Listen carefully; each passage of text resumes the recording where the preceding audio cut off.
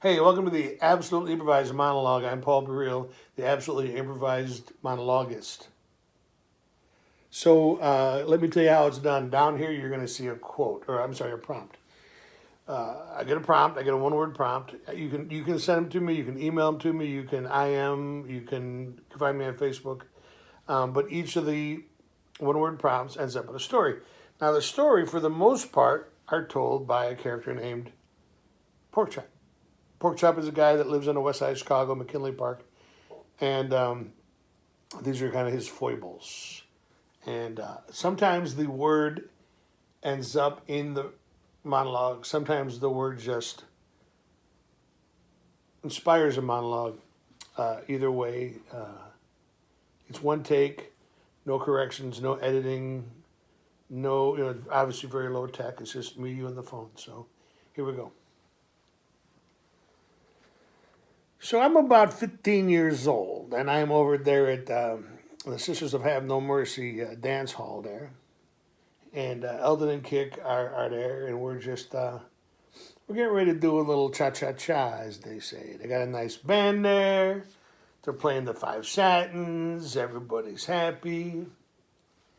And while we're just kind of milling about, we got a little bottle in the pocket. You put a little something in your punch. It's a nice night.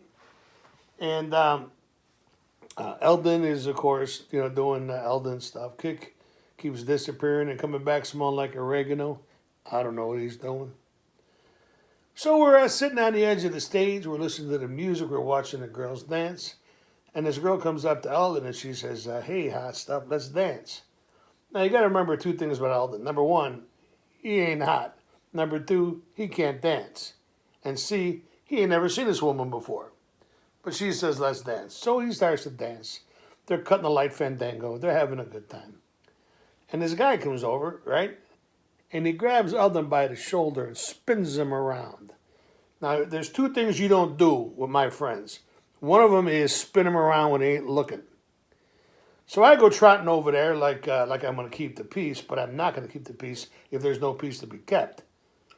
I say, hey, you. What are you messing around with my buddy? And he looks at me, he says, I know you, you fat bastard. I said, it ain't funny because it's true. He said, I know you. Your buddy was making time with my lady.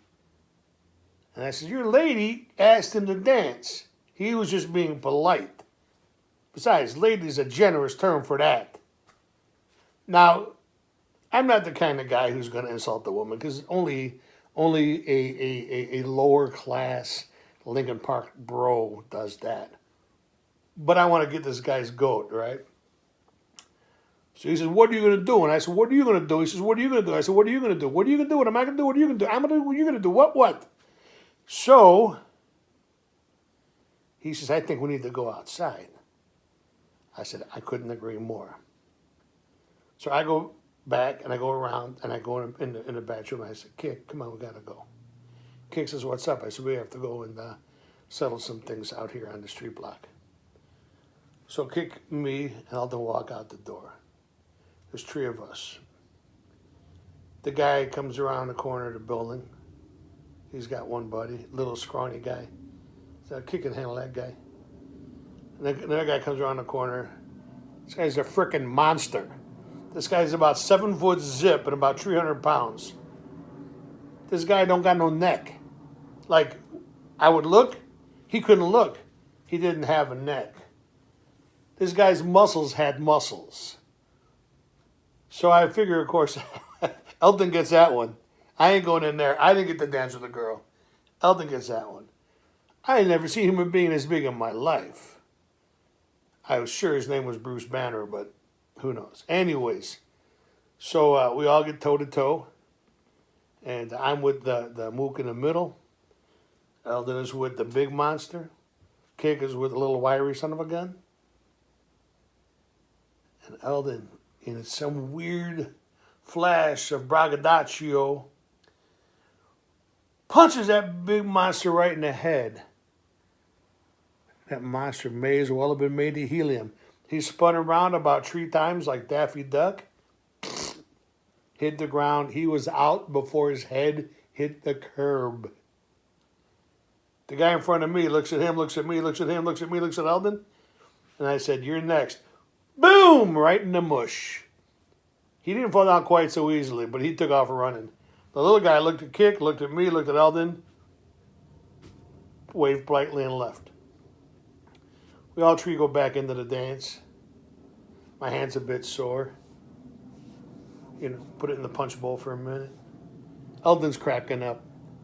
Eldon's like, we had that. I'm like, yeah, we had that. Yeah, we had that. Kick is like, I got to go to the bathroom.